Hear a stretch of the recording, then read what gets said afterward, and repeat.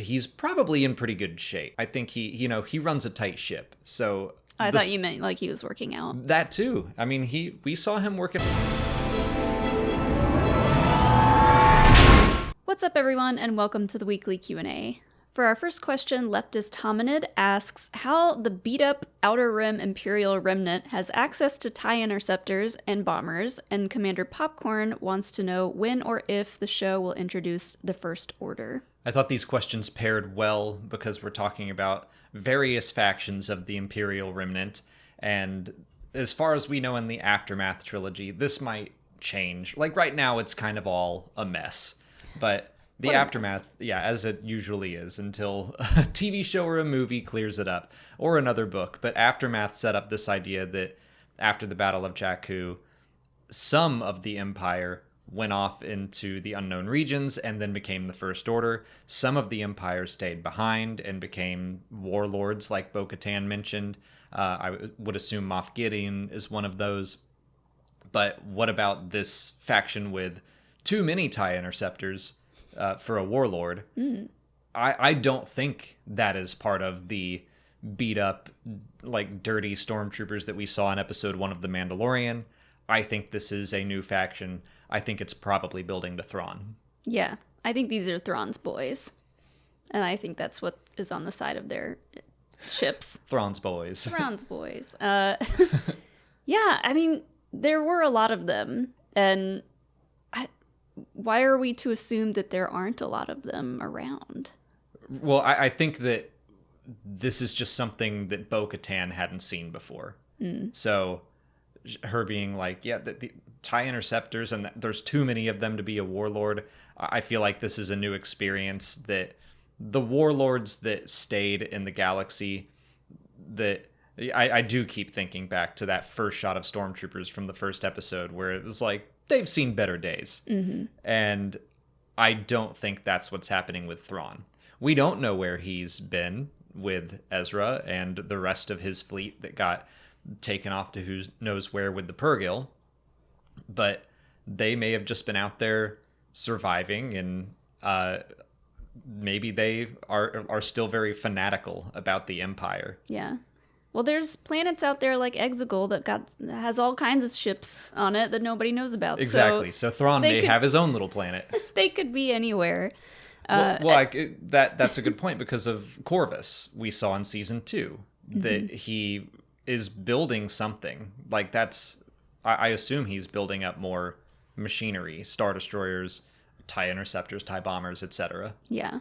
And like we saw in this most recent episode, the Star Destroyer was in this junk shipyard thing, but they were still taking pieces off of it, and who knows what they're doing with that stuff. Yeah, like I wonder if these are Star Destroyers that at one point helped. I mean, it's interesting to think this is 5 years after everything, so I don't think they were still building Starhawks at that point, which was a ship that was like a dismantled Star Destroyer rebuilt into a New Republic ship. I think they're probably done building those.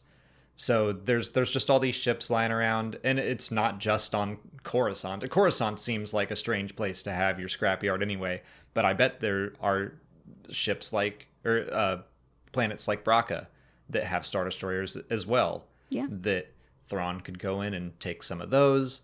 But yeah, I kind of get the sense that Thrawn in general, despite what happened to him 9 years ago, he's probably in pretty good shape.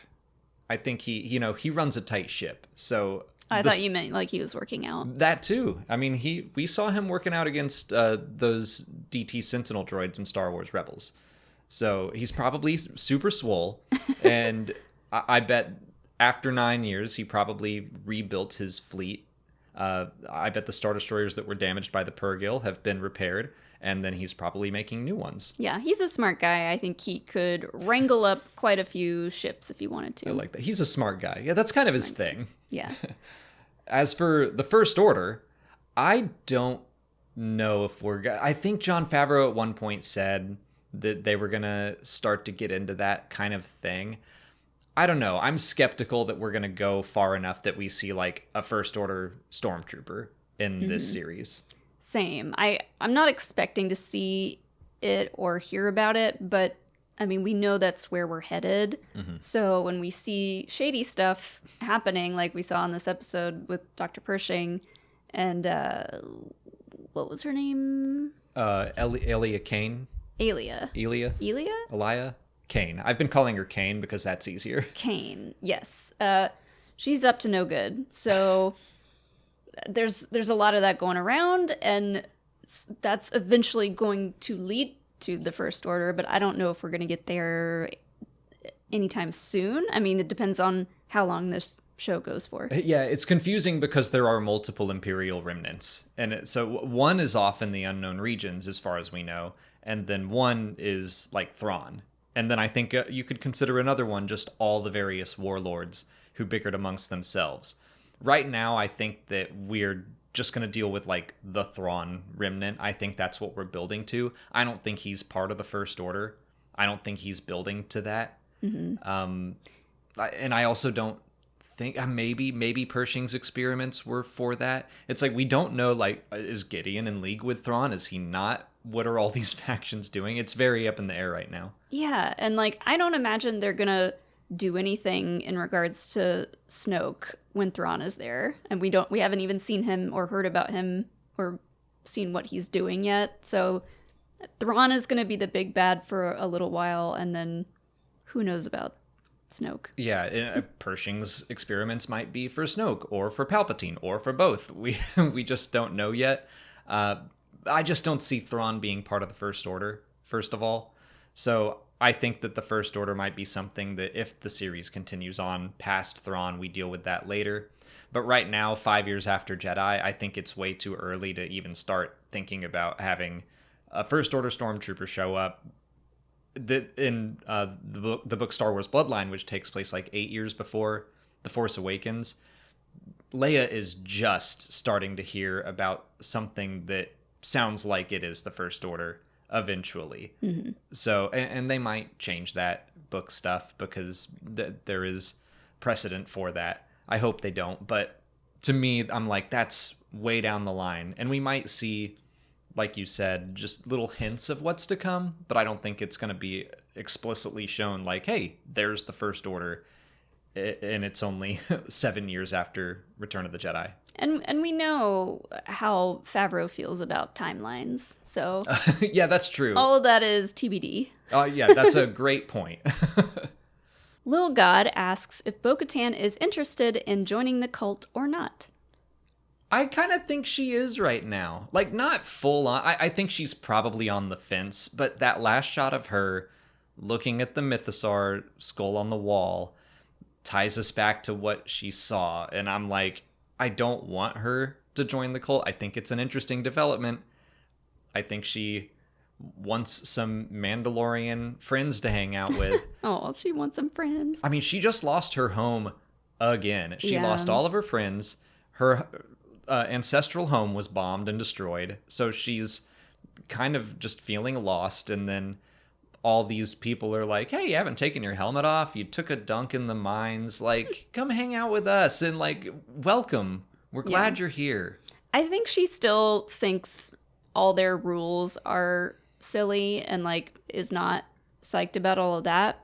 But because she didn't say anything to Den about the Mythosaur, and she had that moment at the end where she sees the skull hanging there, she sees how this group is formed and like how they're building power. They're all very loyal. They're all very like into the code and into tradition. So in the back of her mind, she's like, well, if I can't have the Darksaber, I can go get that Mythosaur and then everyone will follow me. I do think that there's something about the Mythosaur that she has plans for, and I think that the cult she thinks is something she can use.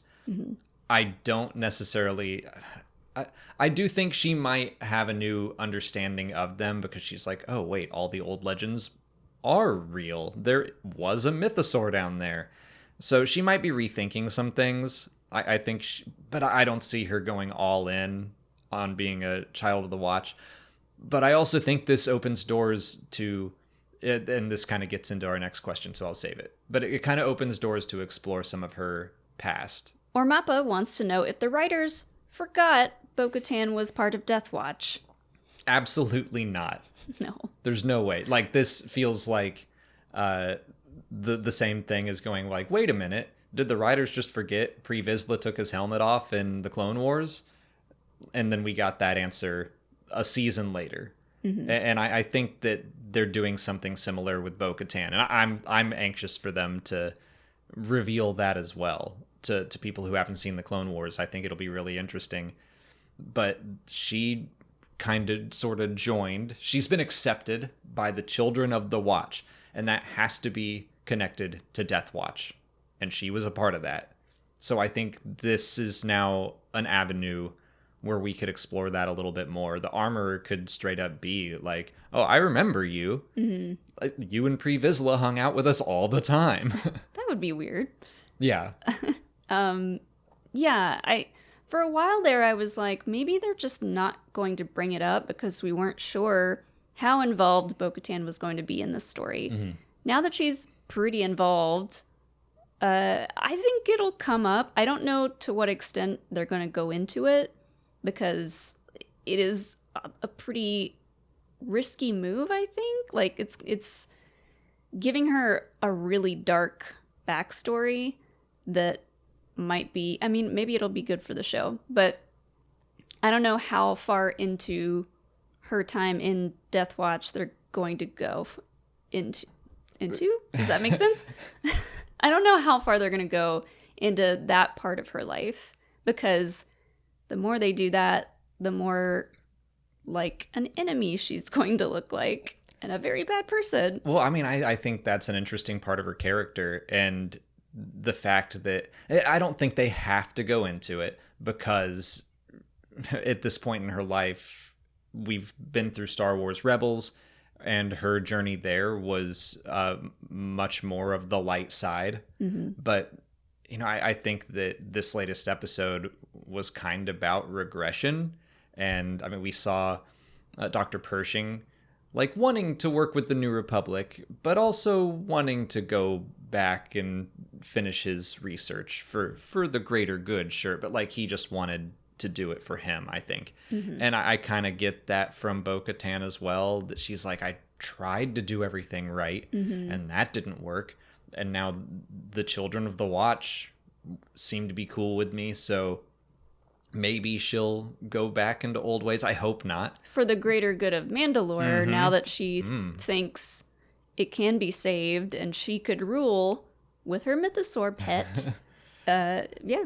Which I do think that that's a funny idea in her mind, that she's like, okay, I just need to get back to Mandalore, get back through the dangerous mines. And she didn't have any problems with those mines. Yeah, I know. But then she has to figure out how to tame a mythosaur. Yeah. Like that true. Like that's just something that's on my to-do list. Maybe that's another plaque somewhere that she knows about. It's like step 1, sing it a song. Step 2, feed it cookies. It's on Skillshare or something. She just got to watch a YouTube tutorial. Yeah. Dog training videos. Yeah, what were we talking about? Well, I was going to say, because they've brought up the fact that her family was royalty so many times, I wonder if they're just going to run with that and say that, okay, she wants to rule again because she was royalty. And now that she knows that some of those myths are true, it's going to make her want to take back the throne. I just don't know how her history in Death Watch is going to play into it. Yeah, I mean, I think they can be a little loosey-goosey with it, because live action audiences, it'll be interesting to see if they do, how people will react to that and be like, wait a minute, she was kind of a member of the cult in the past. But I don't think they've explicitly made the Death Watch connection, even though we saw them in season 1. I don't even think they called them Death Watch yet in live action. So there is that. They still need to connect it, but I'd be interested to see that reaction. I also don't think they need to go into that time she helped massacre a village. Like, no, I don't think they're going to go into that. Probably not. But I think it is worth exploring her being a part of that militant group and her own issues with, she's like, Mandalorians just need to stop fighting each other. And she's ignoring the part where she used to do that. So I think it would be worth bringing up. I want her and the Armorer to have a heart-to-heart. because the armor can go into, if she does in fact know all about Bo-Katan's history, she can go into all that and we can get a flashback. Yeah. Kyle Barrett asks, what will happen to AZ3 if the batch never go back to Sids? Oh, I didn't even think about that, and I am guilty. I feel guilty that I didn't remember AZ3 is still at Sids Parlor. I think he'll take over the parlor and she'll be in so much debt that she can't. They just switch places. Yeah, that she can't be the owner anymore. She's in too much trouble. Sid's like a crime lord in the back, but still like, hello, I'm AZ3621416. Yeah. And like, having to deal with like Malegi, and he's like, oh my god. Yeah, he's gonna own the bar now.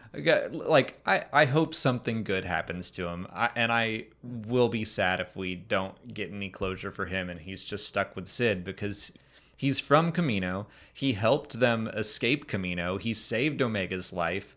I was just glad to see that, like, okay, he's still around. He's hanging around Sid's Parlor, but now they've left that.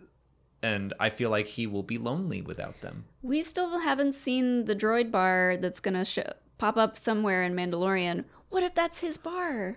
Oh, I'm not begging for these two shows to be connected, right, but that's a fun way to do it. if he were to, like, take over and own his own place. Yeah, he got all that work experience at Sid's Parlor, and then he's like, I can do this for myself. Yeah. Noah Olson wants to know if the Acolyte will reference any of the events of the High Republic books. I really think it will. Yeah. I think in order to, like, introduce the show, either they'll have a crawl, which I don't know if they'll do that, but a crawl or, like, some kind of prologue that will definitely talk about the High Republic and what it is and what happened. Yeah, like, I think that they need, at the very least, like a solo style crawl where it's just the blue text at the start and it says like 150 years or however long the show takes place, 100 years before the Clone Wars was the High Republic. But I think that they could very easily and casually mention the Great Disaster and the Nile and the fall of Starlight Beacon, events that were from the books, events that we read about that helped shape this era. They can mention them in the show, just like Obi-Wan name dropped the Clone Wars and A New Hope. It's just like, oh, remember Starlight Beacon and the tragedy that happened there, and everyone will be like, ooh, what's that? And then this time, instead of in 1977 where they're like, I wonder what that is, oh well, now it's like, I wonder what that is. Well, you can read it right now. Smart. Yeah. So I think that there probably will be some fun little connections throughout the show, / I hope. Shaq Fu says, quote, it's 3:22 p.m. on April 8th. You're rushing to make your panel on the other side of the building. You look to your left. Garrick Hagon and Timothy Oliphant are doing pictures together and their line is kind of short. Garrick even made brief eye contact with you. Do you stop? I did sit and think about this for a few minutes, and because you said that there is a line, I would not stop. Alex is too good for lines. It's not that. It's more that if I'm rushing to the panel, I would probably look at Garrick and scream and just be like, oh, what could have been? But then I would rush off to the panel. Like, that's, I've been late to a panel at Celebration before just because I got lost. And it's easy to get lost. And that was in Orlando. No, it was in Chicago.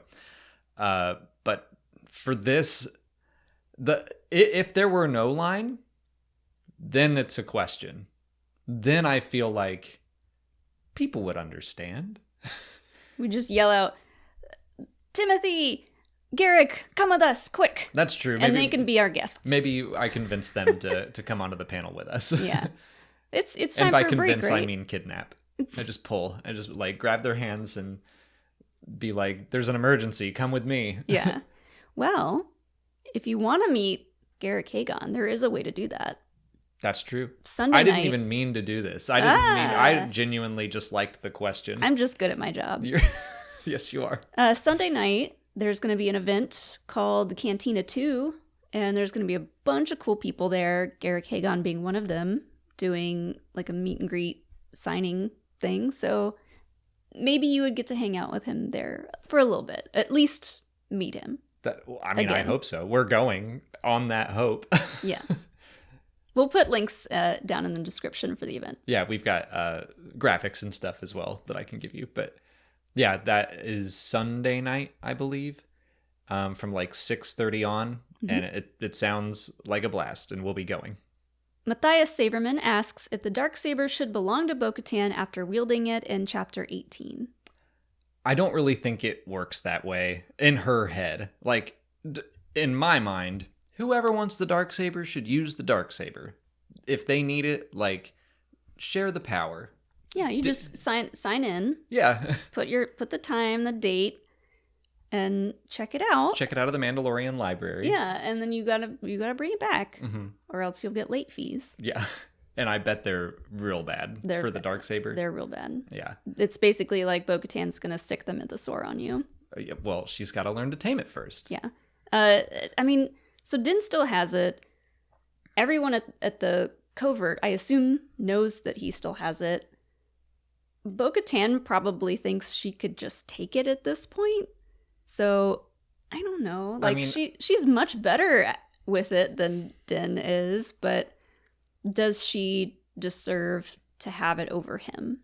We're going to get to that in the next question. But I wanted to just talk about the way it transfers. And obviously, she picked it up, wielded it fine. There's no actual power in winning it by combat other than being able to say you did. So because she didn't beat Din in combat, no, the Darksaber does not belong to her in her mind. And we don't even know how Gideon got a hold of it. In my mind, she surrendered it to him after the destruction of Mandalore. That's my headcanon for now. But no, just because she won a combat with the Darksaber, I think she would have kept it if she believed that it were hers. Yeah. And we don't even know how things are going to go now that Din truly believes that he's been saved in the living waters. He might be able to wield it a lot better now. That's true. We haven't seen him using it after he took his little dip. I love that he woke up coughing and he's like, I'm redeemed. Yeah, he's like, I did it. You didn't even remember it, man. Thanks to no one but me. Yeah. But yeah, I kind of feel like if Bo-Katan had insisted on keeping it even after beating the droid cyborg thing, Din probably would have said, okay, great, thank you. Like, I don't think he wants the Darksaber. In season 2, he was like, would you just take this, please? And she was like, no, I can't. So, but I don't know if he has changed his own attachment to the weapon. I mean, yeah, maybe he thinks that he'll be able to wield it easier after this. And still, if not, maybe then he'll be like, all right, you can have it. Yeah. It's not for me. I kind of think that if she asked for it right now, he would say, it's yours. Be like, no, fight me. I've been redeemed. I'm healed. Yeah. Stronger now. I'm at my full strength, my final form. I know what everything is. That's a Jedi. That's a bench. That's a Jedi's droid. Are you okay? No, I'm not. Ashley Smith wants to know who is the most worthy wielder of the Darksaber. So, and I wanted to include, oh, careful, that's Me. heavy. It's heavy. Not for me. Well, you do look kind of like Bo-Katan. Aha. So, I wanted to include not just the main cast of this show, but someone who's probably going to join it soon, Sabine. Anyone who's ever wielded it, or anyone who hasn't. Who do you think is worthy? I think Ahsoka could be worthy, but why would she want it? Right. I guess we should keep it to Mandalorians. Okay. That makes more sense. Sabine, yeah. I loved her episode. Yeah. 2 episodes, 3, 4. Her episodes about the Darksaber, specifically Trials. That episode where she learns to wield it. That one's great. I need to rewatch Rebels so badly because I don't remember so much about that show and Sabine. But I still am like rooting for Bo-Katan.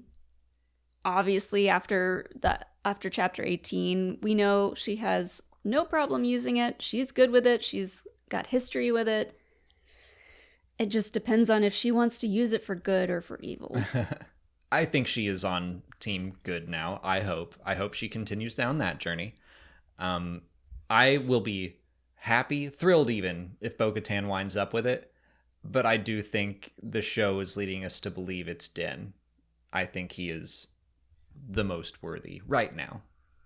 Sabine also super worthy, but I think the show is the fact that he can't wield it and he doesn't even want it, like that's such a reluctant hero trope that I think they're trying to point us towards. I think Din he's got so much more growing up to do. He's so confident in his ship. Like we saw them dogfighting and he was doing all those cool moves and stuff. I need him to be that confident in other ways. Exactly. Like, not just falling to the bottom of... Confidently stepping off the edge of a cliff. Drowning himself, not like just jumping into like a firefight because he's got Beskar. Like, I need him to be more confident. Just period. I mean, I think that is part of his journey. He's kind of just been bumbling his way through everything, and like I think it'll happen. We'll definitely see him in the end, I think, in a good place, but the journey there has been bumpy. Yeah, I mean, we've mentioned Indiana Jones a lot the past few months because of the Bad Batch mostly, but also the past 3 episodes of The Mandalorian. Like, he is a very indie style character where he's just making stuff up as he goes, and he hopes for the best. And sometimes he does amazing things, and sometimes he gets knocked on his butt. And a lot of times it's his own fault. And he gets cheated out by people like Pelly. Mm-hmm. Like, there's that, or like, I mean, the Jawas beat him in episode 2. I mean, they had much higher numbers, to be fair, and a Sandcrawler. Still, like, if you think about, everyone's expectations of what this show would be going into it. It's like, oh, a Mandalorian, a badass fighter, and it's going to be so awesome. And then in episode 2, it's like, he got beat by a bunch of Jawas. And like, I remember episode 2 being a big adjustment for me, just being like, okay, this show is not what I thought it was going to be at all. And that's okay. But it surprised me early on. He does have moments of like seemingly dumb confidence where like, what if flying inside the mouth of a crate dragon didn't work out? Exactly. It probably would have. At least he thought so. And it did, thank goodness. But we don't know. Well, I like that he's... Has he done that before?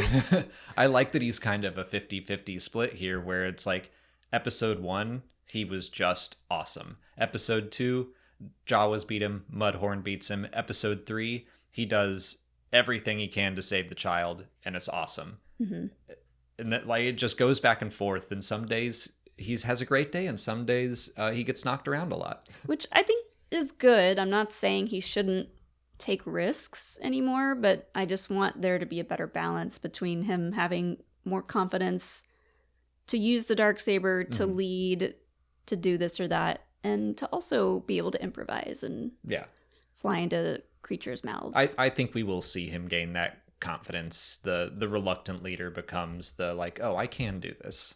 You know what would give him more confidence? Showing everybody that pretty face. Aw. Daniel Brown asks if it's possible Grogu could wind up as leader of the Mandalorians. Hey. I was kind of expecting you to bring up Grogu in the last question, because, I mean, I think he is a Mandalorian. Yes. But he's so lil. He sure is. If it were like one of those situations where it's like the One Ring where the Darksaber would shrink down to his size, then sure. But it's a little, like, he would definitely have to use both hands, and even then, he can't even wrangle an Anzellan, so I don't know that he would be that good with it yet. But they point out that he may have had some training with a lightsaber at the Jedi Temple. He did, I don't know if I would call it taming a Rancor, but he at least calmed a Rancor, so he has some abilities there. I don't think that's the story of this series. I don't think we're going to see Grogu grow up enough to be leader of the Mandalorians. But if we were to jump hundreds of years into the future and we learn that the Mandalorians are being led by that would be kind of like your Mandalore would be alive for 900 years and you're like, I guess we're still following him. But I see him as more of like a high council member, or like a, I don't know if they would for Mandalore. Yeah, or I don't want to say shaman, but like just someone who is old and wise, and like if we jumped years into the future, would have known all this history, starting with his adventures with Din, Bo-Katan, and whatever happens in between all that. Yeah, so, like an advisor to the current Mandalore. Yeah, and like maybe not like a stuffy historian, but like a cool guy that like knows like a lot. Like a cool professor. Cool professor, with patches on his sleeves. Yeah, you know, he's still got the N1. It's in great shape. But I do like that idea. I don't think Grogu will ever be Mandalore. I also would be very open to the idea of Mandalore, like the leader Mandalore, going away, and that maybe everyone will just share power. They'll share the Darksaber. They'll share the Mythosaur. They'll unite everyone from the top down and be like, hey, we all see things differently, but we can, like you said, a high council. We can have a council of Mandalorians. Yeah. And we all discuss, and it'll definitely what's go best for all of us. Better than the Jedi Council. For sure, yeah. Councils work 100% of the time. Yeah. That's all the time we have for questions today. If you want to leave a question for next week's video, just put it in the comments below or sign up for Patreon to join our weekly Q&A discussion. If you haven't already, please like this video, subscribe to the channel. Follow us on Twitter, Instagram, Facebook, and TikTok. And as always, thanks for watching, and may the Force be with you.